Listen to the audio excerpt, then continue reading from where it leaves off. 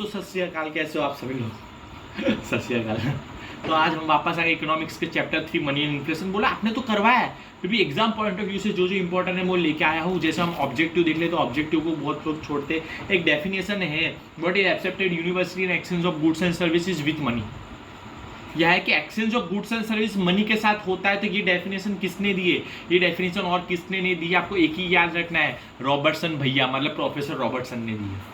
दूसरा देखिए, what is the type of inflation called when there is an increase in demand. ये देखा, ऐसा कौन सा इन्फ्लेशन है जिसमें डिमांड इंक्रीज होती है। अगर डिमांड इंक्रीज हुई तो ये कॉस्ट पुश डिमांड है। कॉस्ट पुश डिमांड मतलब सॉरी डिमांड पुल इन्फ्लेशन है। इसको डिमांड पुल इन्फ्लेशन बोलते हैं। जिसमें इंक्रीज डिमांड होती है उसको डिमांड पुल इन्फ्लेशन कहा जाता है। What is the value of money during constant steady price. Price increase हो रही है, हमारा जो मनी है वो स्टेडी कांस्टेंट है, तो डिक्रीज होगा। ये जब वैल्यू ऑफ मनी क्या होगा, वो डिक्रीज हो जाएगा। तो ऑब्जेक्टिव से आपके what is the type of inflation when government जब कंट्रोल कर रही है इन्फ्लेशन को, उसको सप्रेस इन्फ्लेशन कहते हैं, उसको गवर्नमेंट कंट्रोल कर रही है। विच इकोनॉमी, ऐसा कौन सा इकोनॉमी से ब्लू करता है inflation caused the rise in price is full employment. ऐसा कौन सा मतलब हमारा इकोनॉमिक से जो ब्लू करता है कि हमारी जो राइज प्राइस है वो एक फ्यूल एम्प्लॉयमेंट है, वो आपका KE, इसको बोलते हैं किंग्स, बोलते हैं KEYNES। What is the economic system called that allows exchange of rice instead of cloth? Exchange of rice की जगह कोई क्लोथ देगा। ये सिस्टम तो बाटा सिस्टम मतलब पुराने जमाने में चलता था। Which of the following can be used best, एकदम बेस्ट स्टोरेज के लिए। स्टोरेज ऑफ वैल्यू में जैसे हम एनिमल होते हैं, वो क्या हो जाते हैं, एनिमल तो मोटर है, वो सीक एंड डाई हो जाते हैं। फिर भी हमेशा बेस्ट रहा है क्रॉप्स को हम स्टोर करके रख सकते हैं। तो ये थे आपके ऑब्जेक्टिव। अब हम चाहते हैं वन सेंटेंस में write the meaning of barter system. Barter system is a system of exchange where goods and services. देखो सुनना, barter system a system of exchange. देखो सुनना, बाटा सिस्टम क्या है, बाटा सिस्टम क्या, बाटा सिस्टम अ सिस्टम है of exchange where goods and services are directly exchange for other goods और services without क्या आएगा, without medium of money, without medium of money. वापस देखो तो barter system is a system है, barter system is a system of exchange where goods और services are directly exchange for other goods or services without medium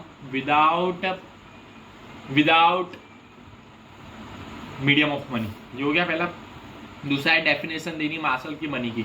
तो according to Marshall money is debt medium. क्या बोल रहा है according to martial, क्या बोल रहा है according to Marshall, money is debt medium which is used as a means of exchange without any doubt or investigation।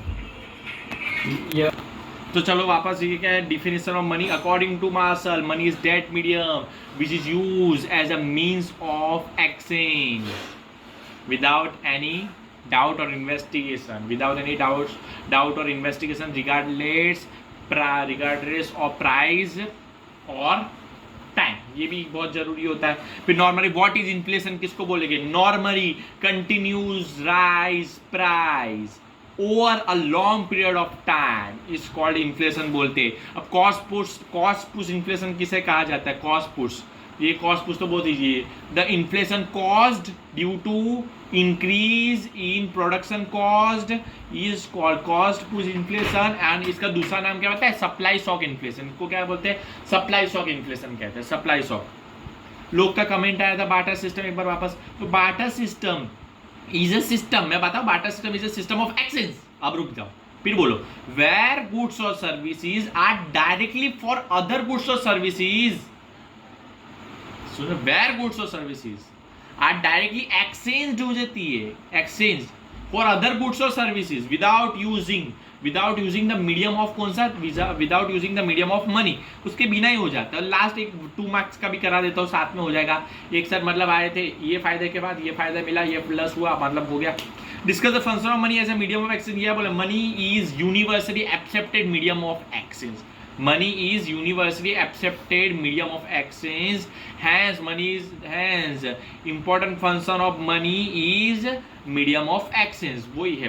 तो ये पहला क्लियर। अब फर्स्ट पॉइंट, इसमें ये तो आपका इंट्रो हुआ, ये 2 मार्क के क्वेश्चन। अब फर्स्ट पॉइंट क्या बोलोगे, तो आप इसमें फर्स्ट पॉइंट बोल सकते हो, it remove the limitation of the lack of double coincident of wants and makes actions easier, ये पहला point. Second point the example, second point example देना. The farmer can get money in exchange of wheat, the farmer can get money in exchange of किसका, in exchange of wheat के. The farmer can get money in exchange of wheat. The farmer can get money in exchange of wheat, and from that money he can buy clothes, ghee, vegetable, fruits. ये दूसरा point हुआ. तीसरा, an individual can get buy money. सुनना, an individual can spend money. देखो, an individual can spend money to satisfy present demand, to satisfy his present demand of goods and service, to satisfy present demand of goods and services, but also save money to future, but also save money for future. क्या बोला, सुनना, but also save money for future to satisfy future needs for goods and services. ये तो complicated हो गया. और last में आप ये लिख सकते हो, therefore money is universally accepted medium of exchange. Therefore money is universally accepted medium of exchange and play important role in modern economy. तो ये थे आपके वन सेंटेंस, मतलब बोल सकते हैं वन सेंटेंस ही. और आप बोलोगे इसमें हिंदी में क्यों नहीं बोला, ये सब मैंने याद किए हैं, मैंने बनाए, खुद के नोट से बनाए, इजी में आप लिख सकते हो. इसको धीरे धीरे पॉज करके लिखना है. इसमें मैंने आपको इंपॉर्टेंट आंसर बता दिए, ऑब्जेक्टिव बता दिया. इसको आप इस इंग्लिश भाषा में, सिंपल भाषा में लिख सकते हो. तो आप करो ना, मैं कितनी बार रिपीट किया, तो आप इसको नोट्स बना के लिख सकते हो. तो आज के लिए इतना ही, बाय.